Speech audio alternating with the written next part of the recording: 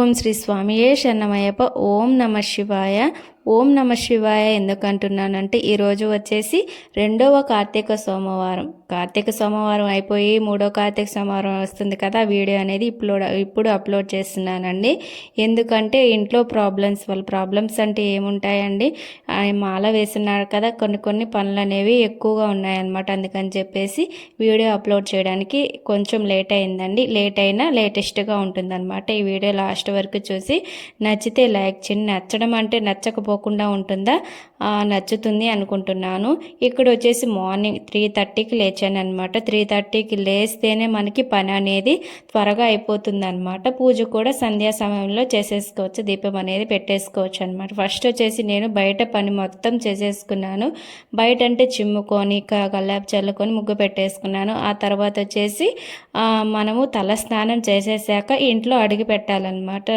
ఇంట్లో బాత్రూమ్స్ ఉన్న వాళ్ళు ఇంట్లో చేసేసుకుంటారు, కానీ బయట బాత్రూమ్స్ ఉన్న బయట స్నానం చేసేసి మనం బాత్రూమ్ అలా వెళ్ళేసి ముందుగానే ఆ తర్వాత తల స్నానం చేసేసి ఇక్కడ ఇల్లు అనేది క్లీన్ చేసేసుకుంటున్నాను.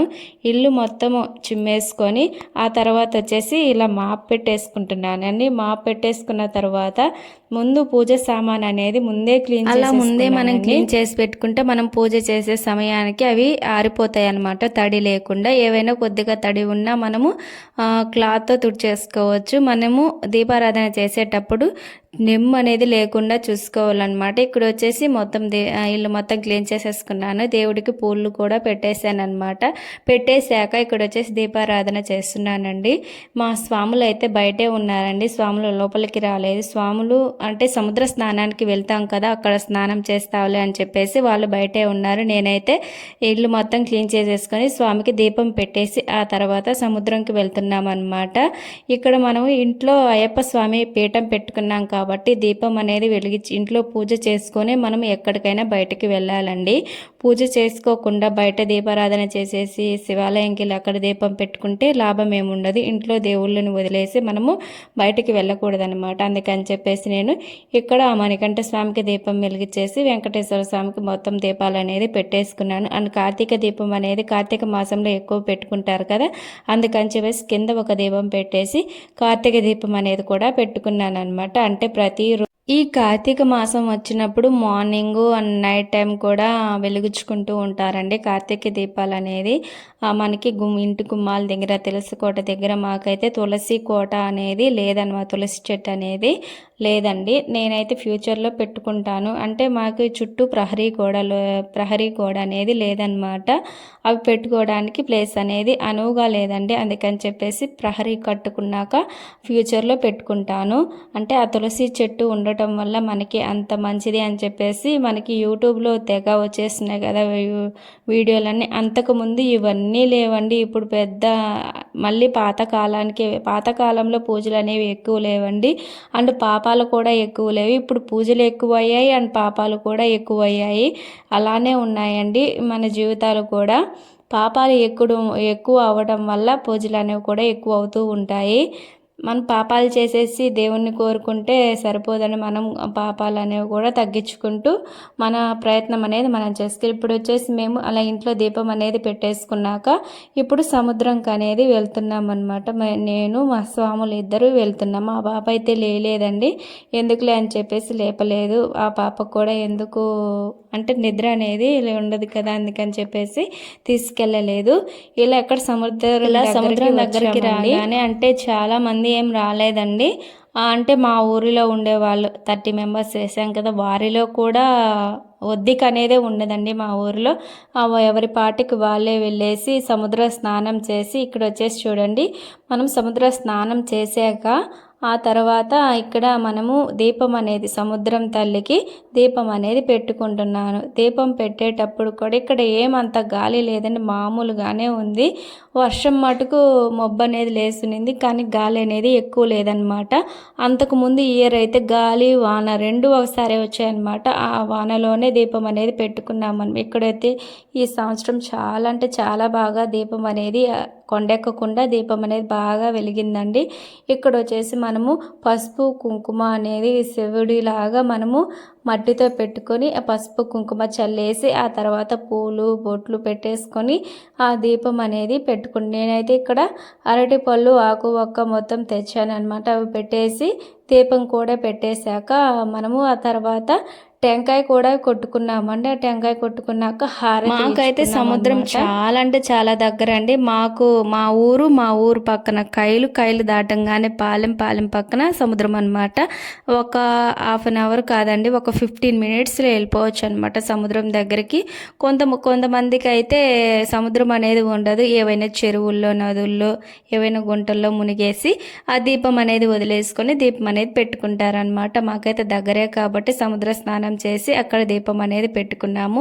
అలా దీపం పెట్టేశాక స్వామి అయ్యప్ప మా పెద్ద స్వామి వచ్చేసి దీపారాధన చేసి నేను దీపం పెట్టేశాను. ఆ స్వామి వచ్చేసి ఇక్కడ హారతి అనేది కర్పూర హారతి అనేది ఇచ్చుకుని ఇక్కడ కూడా మనం ఎక్కడైనా సరే అయ్యప్ప స్వాములు ఉన్న హారతి అనేది కనపడిందంటే శరణాలు మటుకు ఖచ్చితంగా చెప్పుకోవాలండి.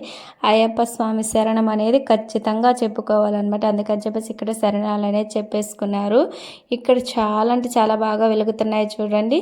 ఇక్కడ మేము అందరం ఇలా వరుసగా కూర్చొని దీపాలు అనేవి పెట్టేసుకున్నాం. ఇక్కడ చిన్న గుంటలాగా తీసేసి ఆ గుంటలో పెట్టామన్నమాట. దీపం అనేది కొండెక్కకుండా ఉంటుందని చెప్పేసి చాలా అంటే చాలా బాగా. ఇప్పుడు వచ్చేసి మేము శివాలయానికి వెళ్తున్నామండి. కొంతమంది అయితే ఇంటికి వెళ్ళి స్నానం చేసి ఆ ఇంట్లో దీపారాధన చేసుకొని ఆ తర్వాత వచ్చేసి శివాలయానికి వెళ్తున్నారు. నేనైతే ఇంట్లో దీపం పెట్టేసుకొని ఆ తర్వాత ఈ సముద్ర స్నానానికి వెళ్ళి ఆ తర్వాత వచ్చేసి శివాలయంకి వచ్చేసామన్నమాట. మనం స్నానం చేసేది ఎందుకండి, శుద్ధి కోసం. నదిలో స్నానం చేసి ఆ తర్వాత శివాలయం తడి బట్టలతో మనం దీపం అనేది శివాలయంలో వెలిగించాలి. శివుని ఆలయంలోనైనా విష్ణు ఆలయంలోనైనా దీపం అనేది పెట్టుకోమంటారు తడి బట్టలతోనే. పుణ్యం కోసమే కదండి. మనం ఆ పుణ్యం పోగొట్టుకోవడానికి ఇంటికి వెళ్ళి తల స్నానం చేసేసి ఆ తర్వాత శివాలయంకి వెళ్తే పుణ్యం ఏమొస్తుందండి. అందుకని చెప్పేసి ముందు మనం సముద్రంలో కానీ నదిలో కానీ మునిగి ఆ తర్వాత ఆ తడి బట్టలతోనే శివాలయంకి వెళ్ళామండి. శివాలయంకి వెళ్ళేసి ఆ 3 సార్లు ప్రదక్షిణలు చేసేసి ఆ తర్వాత వచ్చేసి శివుడి ముందు అంటే శివుడికి ఎదురుగా కూర్చొని మేము దీపం అనేది పెట్టుకుంటున్నాము. ఈ శివాలయంలో ఇంతకు ముందు వచ్చేసి మారేడు చెట్టు పెద్ద చెట్టు ఉండిందండి. ఆ చెట్టు కింద దీపాలు అనేది పెట్టుకుంటూ ఉన్నారు. కానీ అది గాలి వానికి పడిపోయి మొత్తం చెట్టు అనేది తీసేశారండి. పక్కన సైడు వేస్తున్నారనమాట చిన్న చెట్టు అనేది. ఆ చెట్టు కింద వెలిగించలేదండి. ఇక్కడ వచ్చేసి నేను ఆ శివుడికి ఎదురుగా పెట్టుకుని దీపం అనేది వెలిగించుకుంటున్నాను. ఇప్పుడు వచ్చేసి ఈ కార్తీక దీపం మనము ఫస్ట్ ముగ్గు అనేది వేసుకున్నాం. తర్వాత వచ్చేసి దానిపైన పసుపు కుంకుమ మనం తెచ్చిన పూలు అరటి పళ్ళు ఆకు ఒక్క మొత్తం పెట్టేసుకున్నాను.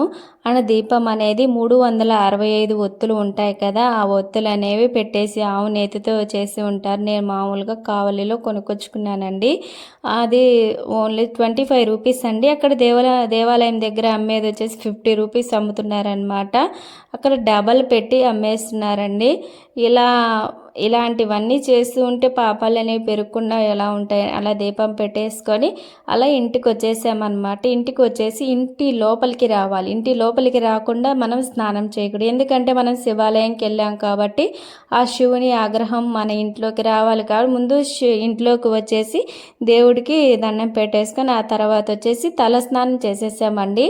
తలస్నానం చేసేసి ఆ తర్వాత ఇప్పుడు మా స్వాములు అనేది ఫస్ట్ నేను దీపారాధన చేసి వచ్చాను కదా, ఆ దీపారాధన చేసిన తర్వాత నేను హారతి అనేది ఇవ్వలేదండి. హారతి అనేది ఇచ్చి శరణాలు చెప్పేసుకున్నారు. ఆ తర్వాత వచ్చేసి మా పెద్ద స్వామి పనికి వెళ్ళిపోయాడనమాట.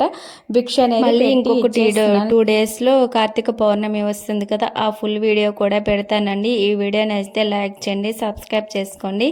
ఇలాంటి మరిన్ని వీడియోస్ కోసం నా ఛానల్ని ఫాలో అవుతుండండి. స్వామియే శరణమయ్యప్ప. ఓం నమః శివాయ.